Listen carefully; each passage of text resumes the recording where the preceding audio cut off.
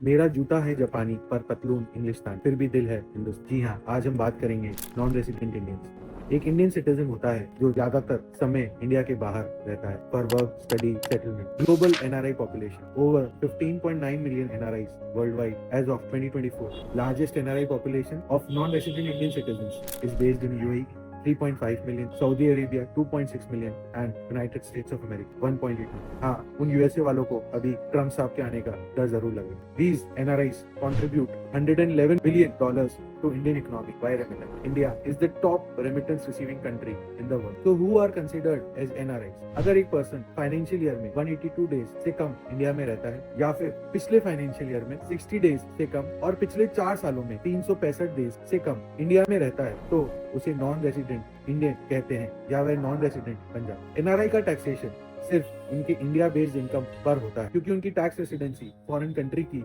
होती है। उनकी ग्लोबल इनकम टैक्सेबल नहीं होती जब तक वह नॉन रेसिडेंट रहते हैं। Taxable income in India, income receive और अक्रूड इन इंडिया जैसे salary, rent, business income. Other is income deemed to accrue in India जैसे इंडिया में प्रॉपर्टी सेल से कैपिटल गेन्स या एफडी या interest. Non taxable income foreign investment से income जो India के बाहर हुए हों। एनआरआई अकाउंट इंटरेस्ट और एफसीएनआर डिपॉजिट्स एग्जेम्प्ट होते हैं नॉन रेसिडेंट के। इंडिया और एनआरआई के इस टैक्सेशन की डिस्प्यूट को सेटल करने के लिए इंडियन गवर्नमेंट ने डबल टैक्सेशन अवॉइडेंस एग्रीमेंट बहुत सारी कंट्रीज से कर रखी है। अगर एनआरआई की फॉरेन इनकम इंडिया में भी टैक्सेबल है तो वह DTAA का रिलीफ क्लेम कर सकते हैं। फॉर एग्जाम्पल, यूएई में टैक्स फ्री सैलरी है पर इंडिया में इंडिया का टैक्स नहीं लगे। तो know more about what are double taxation avoidance agreement, what are their benefits, how to obtain tax residency certificate, and how to claim double taxation avoidance agreements benefit while filing your return. Keep following Legal Factory.